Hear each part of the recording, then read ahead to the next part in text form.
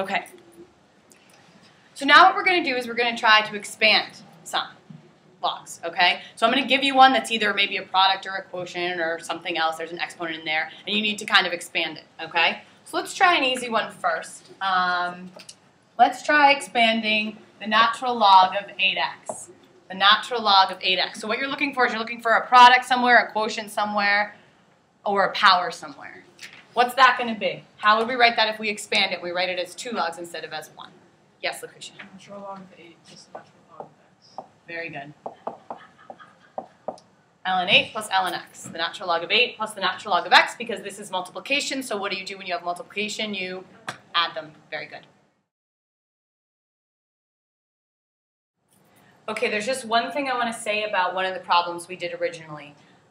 Because originally we didn't simplify it in full because we were just trying to illustrate the concept of what you do. But I want you to understand that this can be simplified more than we actually simplified it in the original video. So we said we're going to write this as the natural log of 8 plus the natural log of x.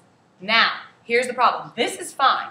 The issue is with this, okay? We can rewrite that as the natural log of 2 to the third, and then, of course, plus the natural log of x. Now, by the power rule, this comes down front. It becomes 3 times the natural log of 2 plus the natural log of x, okay? Now, technically, this is correct. Technically, this is correct as well. But this is more simplified, and this is how we need to have it, and this is how I need you to have it on a test. And this is why. Let's think about it in terms of square roots. It's the same kind of thing. If I gave you the square root of 8 as an answer, technically, yeah, that's an answer. But it can be simplified, everybody knows, to 2 root 2.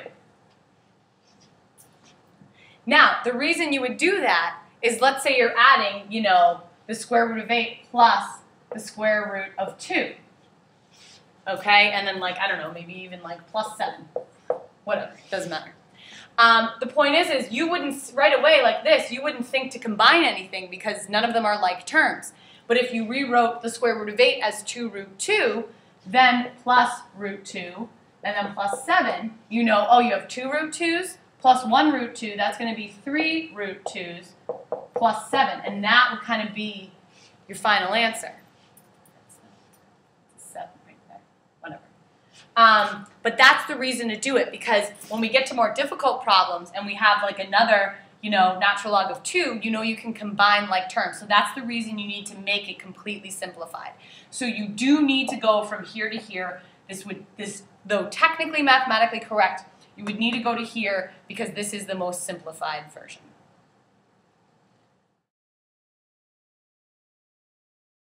What about this one? We're going to start off easy. The log of 3 over x. The log of 3 over x. Who wants to expand that one for me? Yes? The log of 3 minus the log of x. Very good. The log of 3 minus the log of x. Nicely done. It's pretty easy, right? So far? Good. All right, let's try another one that I think is rather easy. Could probably fit it down here. Let's do log base 2 of y to the 5th. Log base 2 of y to the 5th.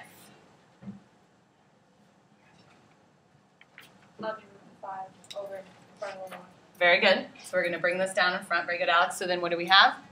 5 log base 2 of y. Very good. 5 log base 2 of y. Very good. So I saw you do that motion right there. Bring it down to the front, bring it down to the front. That's exactly what you do. Take this exponent, bring it down to the front. 5 log base 2 of y. So don't get scared if it's not a common log or a natural log. Just, it's log base 2, so it stays log base 2. Everybody understand? All right. So let's try to get a little more difficult. What about this one? Log of x to the 3rd y squared. What's that going to be? Log of x to the 3rd y squared. Now, some of you might be able to do this in 2 steps. Some of you might do it in 1 step. I don't care what you do. Yes? Would be 3 log x plus 2 log 5. Yeah, you did it in 1 step. Okay, can I show the middle step? Yeah. Okay, so I'm going to show the middle step. She was right, but I'm going to show the middle step. The middle step would be, okay, this is a product, so it's going to be log of x to the third plus log of y squared. Okay? Then bring that in front, so you end up with 3 log x plus 2 log y. Now, Anna did it in one step. I would do it in one step too. It's okay, however, if you want to do it in 2 steps. I don't care if you do it in 8 steps, if you find a way to make more steps, whatever. As long as you get the right answer. So don't be shy if you feel like you need that extra step. That's totally fine. Does everybody understand? Okay, everybody see that? Not too shabby, right? All right, let's try another one. Along the same lines as that one. What about the natural log of x squared over y to the third?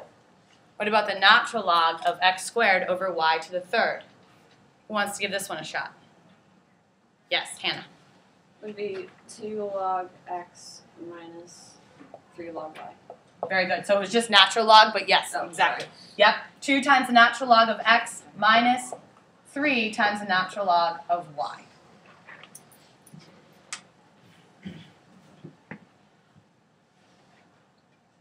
Any questions so far? Feeling pretty good about this? All right, let's try another one here. What about the log of the 4th root? Okay, that's a 4 in there. The 4th root of x over y. Now this one you might want to show extra steps.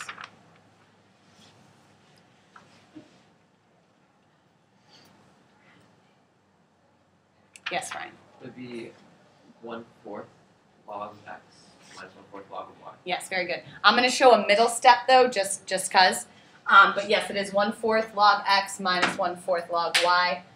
So a middle step for this would be, well, that's the same as log of x to the 1/4 over y to the 1/4, right? And then you know from this kind of up here, or this right here, how you're able to do that, that therefore it's going to be 1/4 log x minus 1/4 log